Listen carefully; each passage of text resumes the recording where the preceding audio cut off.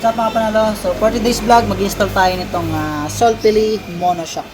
So sa magtatanong ng size, maraming klase ng size to, ano? So itong ikakabit natin is 203mm para mas bumaba yung unit natin kasi nag-lower tayo ng konti sa harap. So sa gagawin ito is kailangan talaga baklasin yung mga fairings para lang siya matanggal yung 410mm na bolts, ano? So pwede rin naman ipadaan dito yung tools. So problema ng guys is magagasgas, ano, pag pinadaan nyo dito yung tools. So pag tinatamad kayo, pwede niyo padaanin dito yung tools. Pero kung gusto niyo talaga na maayos ang inyong motor at maaalwan pagbabaklas, kailangan niyo kalasin para mas maganda yung trabaho, wala tayong magasgas. So adjustable nga pala to, okay? So hindi natin i-demo sa inyo kung paano to i-adjust. So makikita niyo naman dito is may allen siya na 3mm. So pinipihit lang yan. Bali, masusubukan niyo lang yan pag mismong nakakabit na sa inyong motor. Doon yung malalaman yung rebound. So pag pinihit nyo yung isang yan at inugog nyo yung unit, ano, so tinesting natin, saka natin malalaman yung rebound. Okay, pero adjustable siya. Then ito naman, pag in-adjust nyo to, titigas yung play kasi mako-compress yung spring. Pag binaba nyo naman to, tulad ngayon nakababa siya, medyo malambot yung play niyan. So pag compress, pag tigas yan, okay? So ikabit na natin, ituro natin sa inyo kung paano. So first step, kailangan tanggalin nyo yung mga fairings, pero dito kasi baklas na yung unit natin, kaya ito dapat tanggal din itong part na ito kasi dahil natin ito at sila pa ba. So ngayon ma-access na natin yung kanyang 14mm na bolts doon sa loob. So gamit kayo ng impact wrench at socket wrench na pantanggal dito. Okay, JJ Contra kabila. So gamit tayo ng impact wrench 14mm. Natanggal na agad yung kanyang nut na 14mm.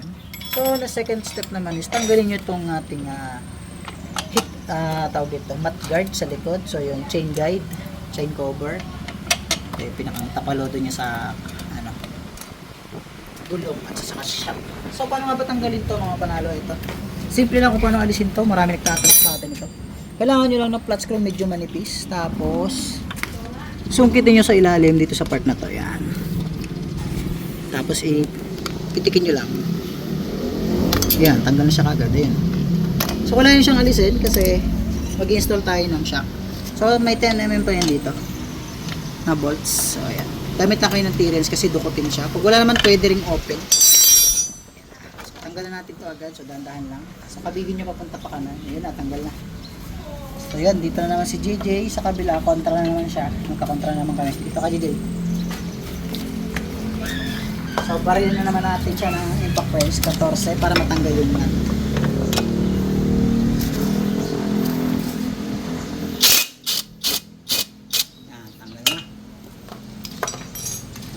Is tatanggalin natin yung bolt. So hawakan nyo lang dito yung gulong, taas nyo ng konti, tapos tulak nyo to bolts. Ayan na. So tanggal na natin yung bolts na 14mm. Ganoon din sa taas, push nyo lang ito. JJ, hila ng konti dyan. Yan. So ito yung ating monoshock. Yo, sa mga naghahanap ng monoshock dyan, ito, binibenta natin to, bagong bago pa yan. So ang motor natin is 7 days pa lang. So fresh pa tong shock natin. Okay, below SRP lang para ayos na lang. Ito na mga panalo, kabit na natin yung Solpili Monoshock.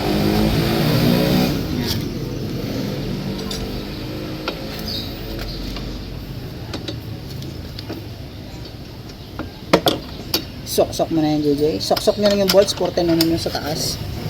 Ayan, ay kabit na. Tapos dito naman, ayan, teka lang taas nyo lang yung swing arm, tapos sok-sok ulit yung bolts.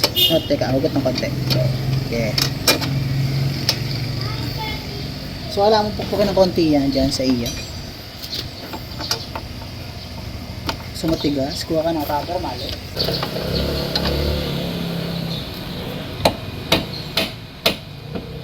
Okay, medyo tagilid na ng konti. Tigas talaga. Okay, yun o. Okay na, so nailagay natin yung ating monoshock. So makapansin yung ganda o, ng pugi. Tas yan, bumaba na siya, kitang kita nyo na. So balik natin yung nut nya. Yung nut 14mm. So pag nakaganito na kayo, kailangan nyo lang bumili ng acrylic, ano. So yung acrylic ay dito ilalagay. So nag-order na ako. So tuturo ko na rin sa inyo kung paano i-install yan. So dapat pala is nakabili muna tayo agad para hindi mahirap pag-install. So kung gusto nyo maalwan ng trabaho, tanggal gulong. So okay lang yan. So binabalik na natin yung nut 14mm. barilin nyo lang yung impact line. Kung wala naman, pwedeng mano-mano. Okay, sa baba naman tayo mga panalo. So, alanganin yung pwesto. Dito tayo. So, nabago na.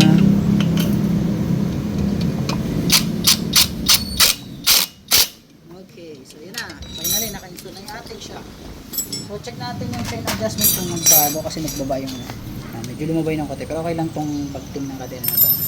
So, okay, test natin yung rebound.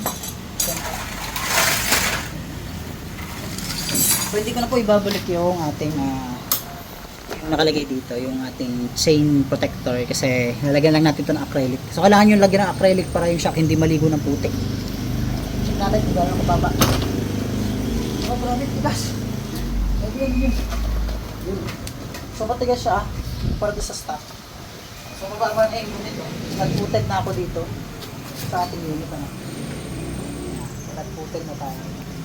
Maganda, maganda-rebound yung mga panalo. So, nakalower ito sa harap ng singtaas ng 20 pesos. Yan.